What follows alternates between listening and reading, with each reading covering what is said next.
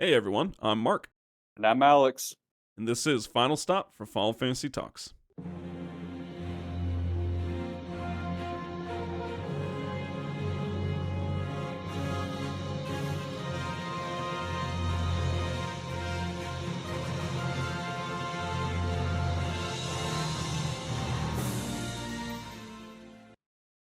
Hello everyone, welcome to episode 69.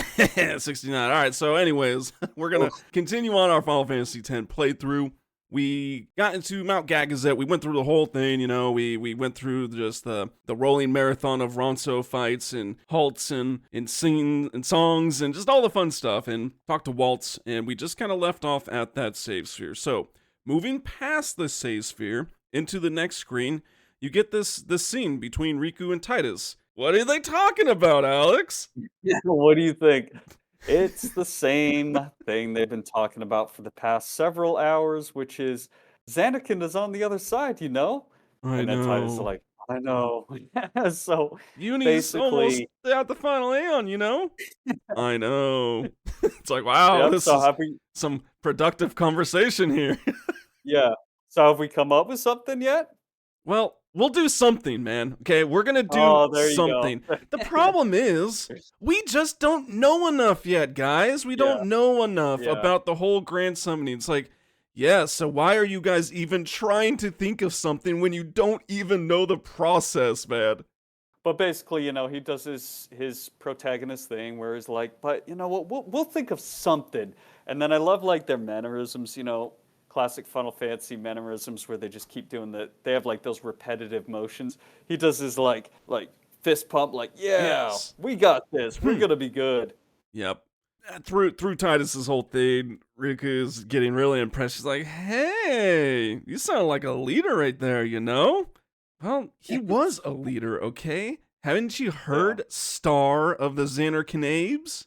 Been a while since Titus has mentioned them, huh? We just kind of forgot Xander Kindabes, and then all of a sudden it's like, oh yeah, let me just remind you, okay, I'm famous. I'm famous, by the way. So Yes, and so, well, Riku, she like she bows down like, bowing like, I didn't yeah, know. And well, when she pops back up, suddenly like poof, a magic genie comes out, man, and Zombie Boy is back. Like Seymour, dude. Okay, come on, man. Like he won't leave us alone. Tidus basically just like, hey, go get the others. And yep. dude, finally Seymour actually kind of addresses Tidus individually. He goes, ah, the son of Jet. I just like the way he's also like he just kind of appears out of nowhere. He's just standing there. They say a couple other things, they exchange words and stuff like that, and then you see Kamari pop up, right, and he's got this classic quote. Save some for Kamari. Yeah, what was it? Because like Titus at one point said, "Save some for me," right? And so Kamari's like, "Save some for Yeah. Kamari." Yep. Seymour goes on, he starts doing his crazy talk here. I mean, this is classic Seymour. He starts taunting Kamari here, right? He starts Yeah. provoking where they're like, yours was a gallant race. They threw themselves at me to bar my path, talking about B-Ron and Yankee All the and Ronso. Yep. yeah, all of them pretty much. They all were trying to stop Seymour, and he's just basically like one after another.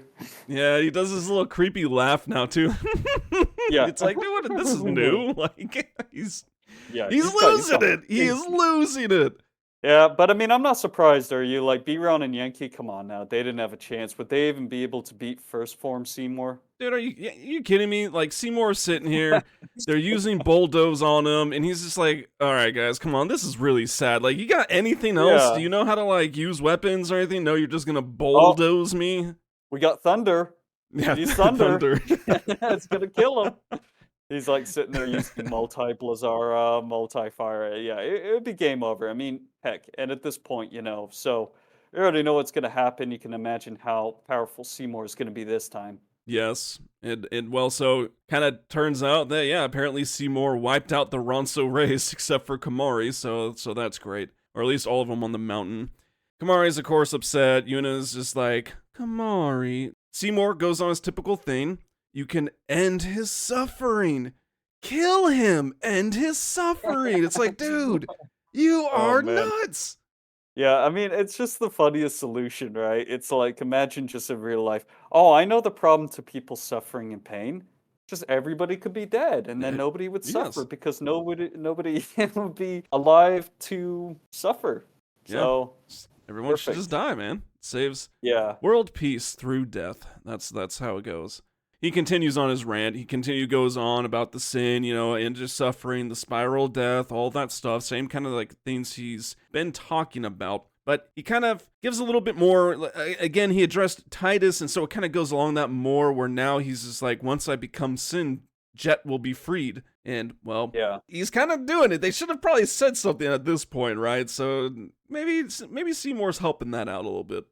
And then at this point, this is hilarious too, right? Because we haven't really mentioned this, but how many chances has Yuna had to send Seymour at this point, right? Dude, like 4 at least. I mean, yeah, she could have done it. So even this whole time, she should have just been trying to send him. So Yes. basically, yeah, she starts trying to send him, right?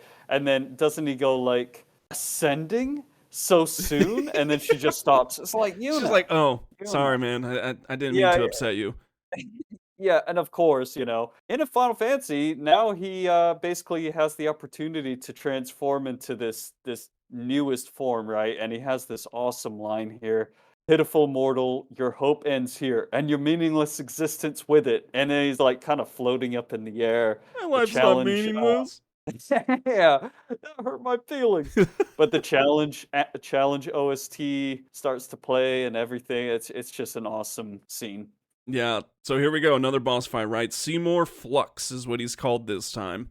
2 of the last 4 boss battles have been Seymour, so we're just gonna keep fighting him over and over again, I guess. Typical Final Apparently. Fantasy main antagonist fashion.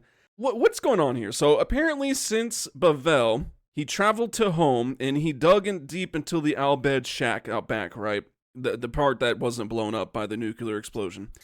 And he's like, oh, what's this? Dude, this is like some robot flying AI, I'll bet technology. I don't even know, because he actually didn't transform into this thing, right? He transformed back into whatever the previous one was. I forget, but he transformed into that, and then he kind of like seeded into this machine. I don't even know how do you describe this thing, man. It's got like Yeah. arms and hands as legs or something. It's got like a shark head on the top. Like, I don't even know what it was. It's Yeah, it's like a floating airship almost kind of thing, right? Because he's Yeah. almost like embedded in there, and that's the other funny part at the very end of that scene. He's saying your meaningless existence with it, but his face is like expressionless because he's like stone or something Yeah, at he this turned into point. his hair form, and yeah, the thing's Yeah, got like giant ear-looking wings or something, if that's what they're supposed to be. And then yeah. and then you kind of get a glimpse of like, if you remember the previous form and his hair and all that, it has the same style and look and etching and color. So if this is like actually supposed to be his hair now, well, oh my gosh, like Yeah. it's like It's 50 feet long and swirled and twirled just all around the whole thing. It's like, on man, it. what is up with your It's hair? it's got like hieroglyphics written on it too. You You know, spiky if you haired look at freak. it, it's got glyphs on it, so his hair is getting more intense as Yes. his form does, right? As his form evolves, his hair gets more crazy. Yeah, I mean, pretty much the other thing that's interesting too, just to kind of, I was thinking about this, just a thought experiment. What is the Mordiorcus or, whatever he's always sitting in? It's the same in this battle. It's the same one with the last one. It's just, more upgraded. Yeah. But the apparatus thing, it's like what you said. Is it Machina or Yeah. was it like the souls? The Fireflies of all of those guys that he basically, back on the High Bridge, he turned them all into Fireflies and that upgraded him. It's just kind of interesting. It's like, what is this thing, anyways? Yeah. No, it's bizarre, and then he's just holding like this gigantic spear that just came out of nowhere. Like he himself is holding it. Yeah. So here we go into the battle. Yuna and Kamari are the ones that have triggers. They're kind of interesting. Yuna's is a little lame. Seymour just kind of suggests that, again, let everything fall into a peaceful slumber. You can't run from your fate. The dude is literally not running. He is literally fighting for his fate, Yuna. Like, I don't understand. Yeah. Don't you run from me. He isn't running anywhere. He's fighting you. And it gives you what? Magic defense plus 10 is Yeah. what it is. It just has increased. But I mean, honestly, in this one, this is a really intense boss battle. You might not even want to bother with that, but that's up to you. On the other side, there is a funny one here, right? Or, well, I mean, a more significant one based on recent events. Kamari has one. and his is kind of awesome. He just goes like, "You have angered Kimari. The spirits of the Rotso will guide Kimari's spear." You have My best angered impression. Kamari. But yeah, I mean, Yeah, strength plus 10, man. That's a pretty good upgrade. I mean, that it's will not make bad. quite a bit of a difference. Yeah, I mean, it depends on if he's a strength build or not. I mean, usually, I kind of use him as a thief, so not so much. But just for the dialogue alone, it's worth it. Yeah, and well, and a little bit after that too, you hear this, "Know my might from up high," and it's Mount Gagazet. It's talking right now, and it's throwing rocks and rock slides and earthquakes because Kamari is known as a powerful warrior, man. No, that doesn't happen, unfortunately. Kimari. No, unfortunately not. It's just strength plus 10. That's what it ends up being. Yes. But now let's get into the strategy of this guy. So the main thing is, and you'll find this with Sensor, you'll find this with Scan. These guys, the Mortiorcus and Seymour, they work in conjunction. So they almost work like a party of two, basically. Yeah. And so you got to watch out for that. They've got some interesting abilities here.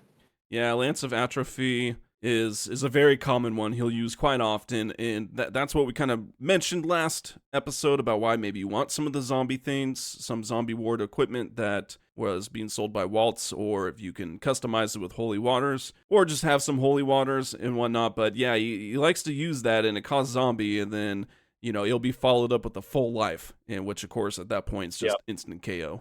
Yeah, exactly. It's kind of the same as the last time when they were using Break and Shattering Claw. Yep. So it depends on the turn order, but you just want to watch out for that. It's the main thing with this battle. One thing you can do, kind of like the last one too, is if you attack the Mortiorcus, it's kind of the same as the last time. If you kill it, it'll drain HP from Seymour, and it delays its attacks, so you can kind of break up their attacks that way. And the other big thing with this one, honestly, it's kind of cheap at this point, but Seymour is still apparently not immune to poison. Yes. So it's just, You can still get and you sick find that even out. if you're unsent, okay? Like, I don't Yep. feel good. Yeah, and so bio, I Yep. mean, that honestly should be one of the first turns because I used it. It does about 1,400 a turn. So, I mean, if he takes 10 turns, that's 14,000 damage. So, I mean, it's just a nice little passive damage boost for sure. Yeah. Yeah. He's got about 70K, I think, too. So it actually is a pretty decent chunk. And like you said, I mean, it just wears down on him, but got some pretty brutal attacks. Seriously, for this fight, I mean, dude, I remember us getting to this point, and there's been times Mm. where we literally got stuck here and had to go and just level up big time and stuff because this Oh, guy can yeah. be so challenging. This one wasn't Yeah. so bad, but I did have one incredibly close call, and that was from Cross Cleave, man. It just, Oh, yeah. gosh, this ability hits so hard. 2,000 to 2,500 damage. I mean, it's so, chances are it's going to probably take Yep. out a member or two, which in my case it did. It took out both Yuna Yep. and Lulu. And the worst part Ooh. about that is since some Ooh. people died and apparently, it's got a delay effect, he's going to keep Yeah. following up with even more abilities. Yep. And I actually didn't know that. I looked it up because that happened to me too. The way you get into trouble with this attack is exactly like you said. It'll take out Lulu. Like it takes out Lulu pretty easily. Same with Yuna. And if they go down and you're left with say Orin or Waka or really anybody has a delay, and he'll follow it up with like Lance of Atrophy or something like that. It's pretty dangerous. Yeah, seriously. And so that's probably one of the most dangerous ones. He also likes to cast Protect on himself quite often, same with Reflect. So at this point, you should have Dispel, though, on Yuna. I mean, we're pretty far along, and so not a big deal. And the funny thing, too, is when he casts Reflect, he'll follow that up on his next turn with Flare. And so if you're able to Dispel it quick enough, he'll just use Flare on himself. Like, what an idiot, man. Like, why don't you... Yeah. I don't have Reflect on myself anymore. Maybe I should cast it on them. Nope, I'll cast it on myself anyways. Yep, and I found out on that his AI is written, or the code, for his abilities is written so that it won't use it if it hits it on himself after that. So you get that one time, which is pretty hilarious if you can do it. Like you said, if you've got Yuna in there, just cast Dispel. But as soon as he hits himself with Flare, he stops trying to do the whole casting it on himself thing. Learns So I from mean his that's mistakes. Yeah, that's the thing. These bosses finally at this stage, a lot of the bosses in 10 are pretty straightforward. But this is really the point. We talked about, his last form too, where it really actually starts having some like decision making ability, I guess. Because another interesting one that this has some really interesting dynamics, and this is usually, other than cross cleave, one of the biggest reasons for game overs is his. You'll start to see once you get him below 50%, he'll start to come up with this ready to annihilate. Ready to annihilate. Yeah, which doesn't sound good, right? No, yeah, seriously, you're like, oh, what's that? What does that mean? Exactly. It's pretty obvious. Yeah, this one's pretty beastly. I mean, you got 2 turns, I found out. It's basically the Mortiorcus that uses this. So I think in the meantime, Seymour sometimes just skips his turn and it says he's watching and waiting. But yeah, pretty much if he gets this off, essentially, you need to have Protect. You need to have some of your strongest characters out there because it does a ton of damage. I'm pretty sure it does well over 4,000 damage. Yeah, nuts. So it's really hard to survive. Yeah, and the other interesting thing is that if you try to do the Aeon Shield, he banishes the Aeon instantly. So yeah, same with the Aeons. Still just have to use a Grand Summon essentially, or Overdrive if that's what you're trying to go for. Shielding on your characters, Protect. That's pretty much it. That's all you can really do. And so get everyone the highest health in there and prepare for that. But other than that, I mean, it is kind of straightforward with the different attacks. It's just trying to you have to be really reactive in this one, I mean, because Total Annihilation is the only one that you kind of see coming. Mm-hmm. Cross Cleave tends to be kind of random. At least that's how it was in my experience. And, it can really kind of just screw up all your flow. Yep.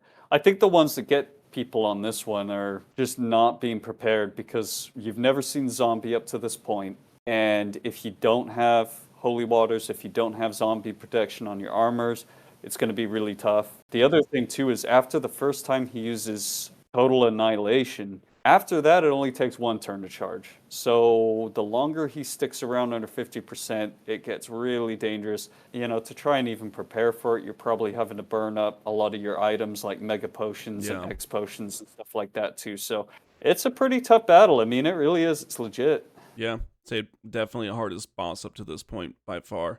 Yeah, well, once you do defeat him, though, he just kind of drives his little spaceship to the side. He just screw you guys, I'm going home. And so he turns corner and just goes and doesn't make it very far, man. Runs out of gas. Yeah, he's like exploding. Yeah. Well, at the same time, his arms are like shaking, like, oh no. But, and stay up there. What are you talking about, dude? It's like, it just literally disappeared into thin air. Yeah, it's stay up there in the clouds. Haven't we learned by now that he just disappears and he always just comes back? Send him. Oh, okay. Sending. Oh, sorry. Come on. That was rude. That was rude. You gotta wait until I'm ready. Yeah. Okay. You gotta get consent first. So, oh boy. Well, awesome prize here though. You will get a level 4 key sphere for winning. So definitely try to get an overkill if you can. I think it only takes like maybe 4,000 plus to get that. So yeah, a good overdrive will do it. Yep, exactly. So definitely want to try to get that if you can. After this is all over, Yuna is starting. She's thinking about everything that he said clearly about Jet and Sin, and so she's trying to tie it together. She knows that Auron and Tidus are hiding something. She even calls Auron out. She's like, "Tell me, dude, Auron, we're leaving." Yeah. Yeah, exactly. He doesn't hide things real well, does he? He's like, I'm not telling you this. We're leaving. Yeah, exactly. She catches Tidus, and it's just like, something, tell me. It's basically, out now, I might as well say it, right? So Sin is my old man. You hit your head. It's like, well, I got too close to Sin, and, no, well, he felt him inside. Yeah, and it's like, and when I did, I knew it was true. My old man is Spira's suffering. Sorry. Dude, why are you apologizing, man? You literally had no control over this whatsoever. You were in a different just timeline. Yeah. That's all you got? Sorry? Yeah, seriously, like, that's it? Sorry? Well, see, that's almost like where Waka's heading here, because Waka he's processing this right now. He's like, so Chapu, Sin was your dad. It's like, why is knowing that Jet is Sin makes that so much harder? It's like, dude, still Sin just killed Chapu. It's not like it's personal all of a sudden. It's like... It's the thought they're going through their head. They're just like, wait a minute. So Jet personally killed Chapu. It was murder. You sent your dad to kill my brother? Unbelievable. It's hard for him. He has a great line here too, right? He's like, you sure that this ain't some bad toxin dream, yeah?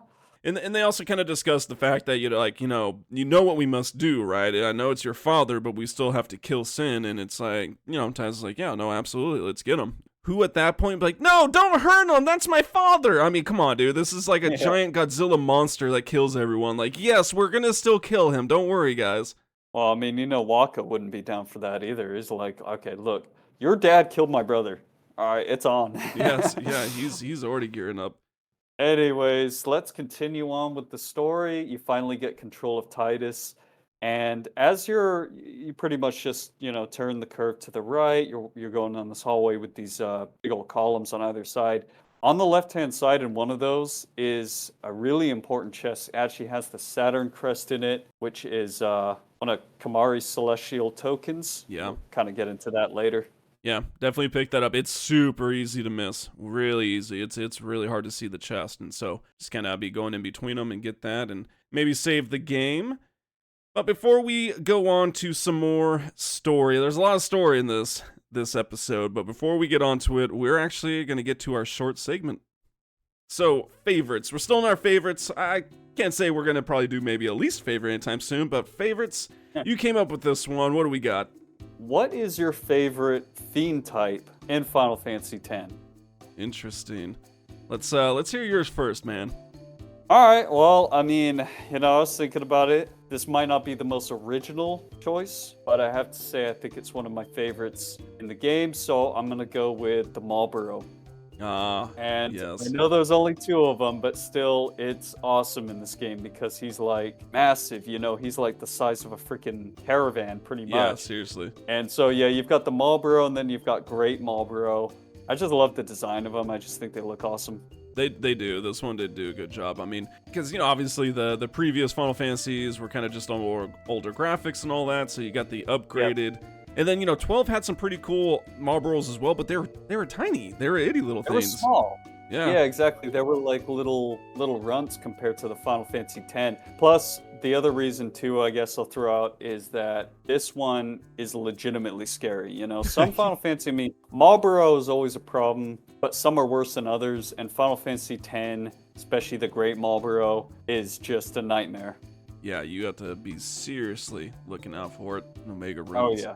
So mine is actually also part of the Mega Ruins, and it's that Demonolith, or Demonolith. Oh, I mean, I don't know, but they're kind of like, what is it? It's almost like a fossil or something, encased in stone. Dude, that thing is so cool looking. I really, really like it with the massive hand claw thing just coming at you, and it's when you encounter them in Mega Ruins, you're like, dude, I'm fighting a rock right now.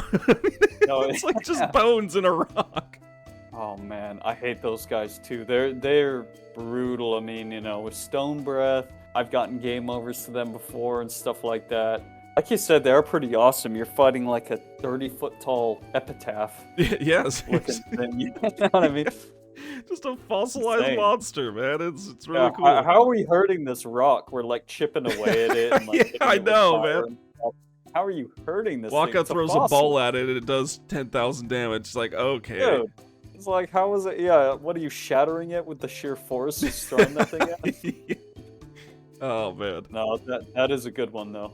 Yep. Well, so some good stuff. Those are our favorite monster types for Final Fantasy X. And well, let's go ahead and get back to the game. Okay, so let's move forward here. We're going to go past the save sphere. We're gonna get some story here, a lot of it. Everyone, the game, what's coming up, and so this is really interesting, man. I mean, there's a wall. Speaking of fossils, I mean, there's a wall, and there's just a bunch of people essentially encased in the wall, and so you learn that these are the Fayth. So that also that right there kind of fills in some more, right? Because up to this point, I would only think that Fayth were just basically the Aeons in the temples, but it turns out there's a bunch of other Fayth. Yeah, exactly. And it kind of has the same look of, when we've been in the Chamber of Faith, it's the kind of thing where they're sort of like frozen. They're not like stone or anything like that. They look, almost like they're alive kind of, but they're just in stasis. It's pretty interesting because they bring that up, don't they? That it's like it looks like they're summoning. Yeah, because it's like you can look at like the spirits or something are being drained and funneled or something like Yeah. that. It's tangible, you can see it. And so yeah, they discuss is like why is it doing this? It's like someone is drawing on their power. But the fact that there's tons of Fayth. I mean, you got to think about it. Like the Aeons are just one. This is like, Yeah, exactly. there's probably like 20 or 30 people here, you know what I mean? So they're like, who is summoning like that someone, wants its tremendous power? It's like, yeah, dude, what is this? Who is summoning right now? This is one of the craziest points in the game, right? Because it just leads you. It's like, yeah, what could they be summoning? I don't know. You get to thinking. I mean, even Riku and the rest of the crew, they're all looking at Tidus, right? Or Tidus and no, they're Aura, I looking at think, Aura. Yeah, basically, it's like you know something, don't you? Spill the beans. Spill the beans, yes. Look not to others for knowledge. This is your journey too. Ha, got him. Yeah, I mean, it's like, well, okay, Orin, I understand what you're saying here, but dude, you are literally the only one out of this group that's been here before. Like, how are we not supposed to ask you about this? And then basically, at this point, don't forget about the star of the Xanarkand Apes. He's like, you know what? This isn't our story. This is my story. This is our story. Okay. This is my story, dude. What are you talking Mine. about, dude? There's 6 other people here with you, and it's just like, nope, this is all about me. Let me ask you something. You came across a wall that had 30 people encased in it with like this green aura coming off them being funneled. What's the first thing that you should do? Well, naturally, you touch it naturally. Dude, why would you touch something like that? Like, who goes up to this? It just touches it. It's so, well, that's actually the end of the game, guys. He goes into a coma. It's done. Game over. Like, that's it. Yeah, it does that like white screen flashback thing, right? It's almost like the beginning of the game all over again. It's been a while since we've seen this, since these weird like little flashback things. But yeah, now we're back in old Xanarkand, right outside like pretty much the beginning of the game, where you're on that ship or something. Which, by the way, so they live on a houseboat. It's kind of interesting, but you never actually see it go anywhere. I don't know. Yeah, well, yeah, that's what we'll actually get. So yeah, we're back in Xanarkand. You can see cities all in the background, right? And yeah, you're actually able to walk around again. So we're able to finally walk around here, just like in the very beginning of the game. And yeah, you got to go in the door, which you'll find that it turns out to be Tidus's home. And yeah, what is this? So it's just like a houseboat platform. I don't really know. It's whatever, but not a bad bachelor pad, man. You're looking around. It's like, all right, this is pretty cool. This is where he brings all of his ladies. The ones from the East Block in the front row, 5th from the right. This is where they would have had some fun, so to speak. Yeah, well, where the magic happens. Yeah, that's where the magic happens. And there's even the little peeper there trying to get a show. No, wait, no, that's Bahamut. Oh, I was gonna say, I mean, not a lot of privacy in there, right? I mean, you've got like it's pretty much all windows. But hey, I mean, one interesting thing too. Look at the technological advancements. Look at the appliances. They got a dishwasher at the back there. That's pretty sweet. Dude, they got dishwasher. There's like holographic signs and stuff, man. Yeah, it's pretty cool. Yeah, you can see like all of his trophies and all of his, blitzball stuff. Yeah, it's cool. I mean, you can walk around like unless you go and talk to Bahamut, I believe. I think you can just infinitely walk around, and so yeah, you could definitely check it out. It's cool because it is like kind of the only time that we get an insight like this into Tidus's actual past and stuff. But as mentioned, Bahamut is just kind of chilling in the corner. He goes like, "Hey, what's up?" Essentially, I don't know what happened before this, but he's like, I've known you for a long, long time. Essentially, Waka and Riku, you can kind of see pop in. It's clearly like them back where we were in Mount Gagazet, and they're like, "Oh, wake up, please wake up," and all this. And Tidus is like, "Oh, I'm in a dream. I don't have time to be dreaming." Little Bahamut here pretty much drops a bomb on him where it's like, it's not that you're dreaming, you are a dream. Like, thanks. I know I'm good looking and all that, but like, let's stop playing around here. And then Tidus like, huh? Huh? kind of does his like little confused gesture and stuff like that. And then so at this point again, you have control of Titus, and yeah, it's I love the way they do this because they give these big breaks in between these bombshells, right? Where it's like, okay, what do you mean by he is a dream? Basically you go out there, you exit the house and you go talk to him again. And he explains that, during the Machina War, tons of people were killed, right? And they all basically turned into Fayth for the summoning. Yeah, yeah. They talk about how like it was Xanarkin and Bavel, right? As we kind of have known, but he does allude that Bavel was apparently vastly superior because of Egnabon. I mean, wait, no, because they're Machina. Well, yeah. Whoops. So Xanarkin was apparently completely wiped out, like just completely Yeah. destroyed, and the remaining summoners and just various people just gave themselves up as Fayth. To do what? Well, to apparently summon, because you can just summon whatever, it seems, summon the memory of Xanarkand as it was prior to being destroyed. So that's kind of interesting, and hence it's the city that never sleeps, right? City never sleeps, as Tidus says, and it's like, well, Hmm. it's because you're a dream, is what it is. So yeah, all the Yep. people, Yep. all the buildings, everything was just summoned as it was to basically preserve the memory of how it existed. And so this is kind of a really interesting concept because, Tidus was a real person then, but was clearly killed somehow or, in the war, and is now Yeah. existing just as a dream based on this faith that have dreamed him back up to reality again, essentially. Yep. So this is exactly what he meant by he is a dream. He wasn't just coming on to Titus. He actually literally meant Titus, you are You are an actually a dream. actual Like you're literal not even. dream.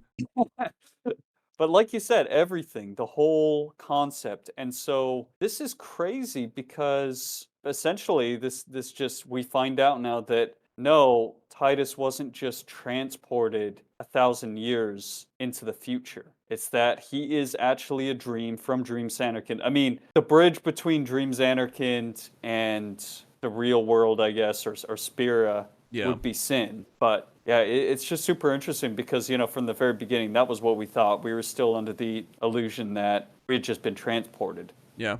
Went into the future essentially, but Yeah. nope. Yeah, somehow was transported from Sin to Spira, or from Xanarkand through Sin to Spira, and that's kind of the interesting thing. I mean, this of course will bring up a lot of stuff because I mean, my question is, so like how, like, is there not time in this in Xanarkand? I know it's a city that never sleeps, so what, dude? Is Tidus playing blitzball for like literally 1,000 years? That's all he's been doing. Like, I mean, it's kind of an interesting thing. Like, does it actually play the timeline out and then restarts? It's kind of, I don't know. There's a lot of questions here. Or maybe even was it somebody else who Titus is, basically a memory of? Yeah, All right, that like guy named maybe Zach, right? or Shuyin? No, Yeah, or shit. not Shuyin. Yep, Nope, we're it's not gonna me, talk about Shuyin Julian. yet. But since Titus is a dream, and he also so the faith brings this up, Bahamut's still talking, and he's like, we've been dreaming for so long. We're tired. We're tired of dreaming. Should have known what you signed up for, man. When you decided Yep. to summon a memory of Xanarkand. But if they do stop dreaming, essentially everything ceases to exist. That the whole memory of Xanarkand and Tidus, of course, and all that. So yeah, that's kind of an interesting thing. And Bahamut would like Tidus and Jet to end their dreaming. I don't like, how does that even happen? It's kind of just like, why don't you guys just wake up? I don't know, but Why there's don't some, you guys snap yourselves out of it? Come on. just I mean, seriously, just wake up is what it is. But because this is kind of like, I don't know, how did Jet get to Spira, right? Yeah, I mean, so did that's a good Sin question. come and transport him? And so why wasn't it up to Jet and the previous guy? I mean, it's just kind of interesting on that because, yeah, we have this connection between Tidus and Jet, father and son, and all that, and they're both from this dream world, which is why, maybe they're being used to end it, kind of a deal through the faith. But it's kind of like, I don't know. How did Jet get there? That is a good question. That really is. And I'm not sure the answer to that one. I mean, I'd have to think about that. I have to look up some stuff on it because it Sure. gets pretty deep. Going back to little Bahamut, when he mentions what would happen if they stopped, if the dream were to end, right? And it kind of shows. everything starts like melting down, and it all turns really ominous, like it dreams Anakin, right? And that's when Tidus is like, "No, I don't want it to end. I like being there, even if it's a dream." He wants them. Basically says, "Will you guys be the dream to end the dream?" And we don't really know what that means at this point. No, we don't know what a lot means, man. He's not giving us enough Yeah, answers. yeah, it's all cryptic. It is cryptic, and at this point, though, Tidus does wake up. The dude just he just pops up like nothing happens, man. He's like, I'm good, nothing like a nap. Hmm. Yeah, I know. I love that one because they're all looking at him like, what just happened? And all this stuff. And he's just like, I blacked out. Yeah, and you guys called me, and I woke Well, up. yep. Well, it's like Titus, you need to take it easy, man. Okay, all right. You might want to take it easy on the drinking next time, bud. Yeah. Yeah, stop touching weird walls, man. All right, I'm just like, what are you doing here?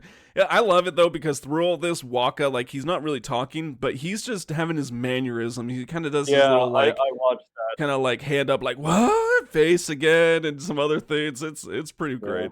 It's kind of interesting at this point too, right? Because Waka, he sort of completed his character arc in a certain way, and he's kind of fallen back a little bit, in terms of like his input and. Dude, it's Would you say so? it's Or knowing that yeah, Sinless Jet just really just screwed him up. yeah, that was the final thing. But So now he's your just man kinda is chilling. sin. I can't live with this. I mean, like seriously, man. Like, calm down here, and I'm really Yeah. surprised that no one even like pressed Orin or Tidus on this. Like, how long have you guys known? Why didn't she tell us? Like, nothing. They're just like, oh, okay, yeah, we'll go take him out. Oh, no accountability whatsoever. Prisoners running the prison around here, man. Yeah. Unbelievable. Yep. At this point, you have control, and this is pretty interesting, like this area, right? Because you can run around, and it's weird. It's like a giant chamber of the Fayth. Yeah. That was a cliff.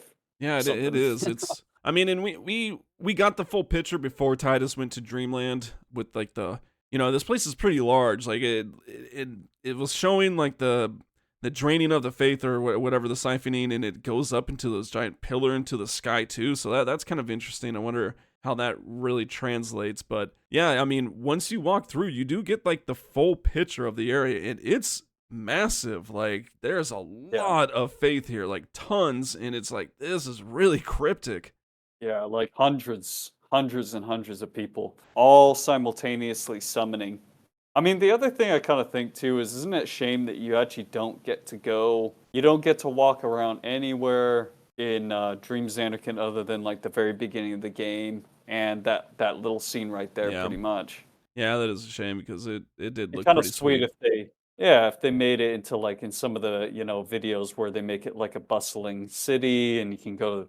I don't know, it'd just be kind of cool. Yeah, I think it would, and so essentially, yeah, to put the whole memory together is like these, or the whole picture together. These, what they're summoning is, well, they're summoning Xanarkin, right? Dream Xanarkin, that's what they are, and so they're like tremendous power. It's like, well, yeah, I mean, I guess they're summoning an entire city with every single person as it was. How they knew what everyone looked like, that's beyond me. I guess they studied pictures before they killed themselves to be Fayth. I mean, I don't know. They're like, get these details right. The guy's got a zit on his right butt, so let's go ahead and make sure we get that rare. All got to be perfect. Yeah, exactly.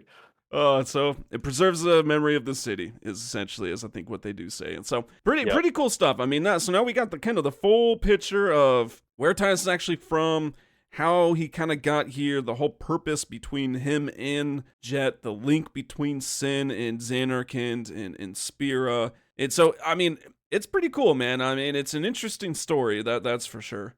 Yeah, it's kind of crazy how all of this stuff has come about now.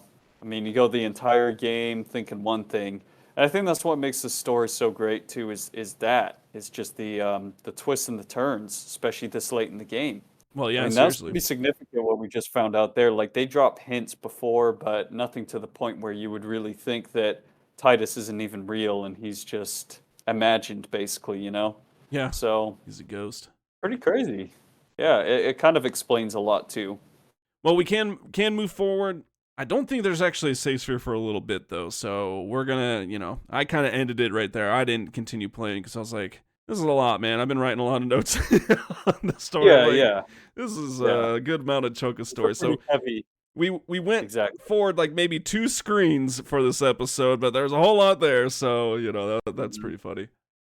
All right, well, we would like to thank you for listening to this episode. We're really just appreciative of all the support and the listens. We like doing this, and so we're just we're glad that we have some like-minded people who enjoy the game just as much as we do, of course.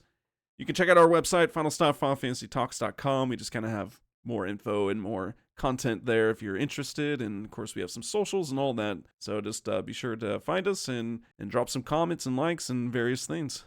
Yeah, thanks for listening, everybody. All right, we'll catch you in the next episode. I'm Mark. And I'm Alex. And this is Final Stop for Final Fantasy Talks.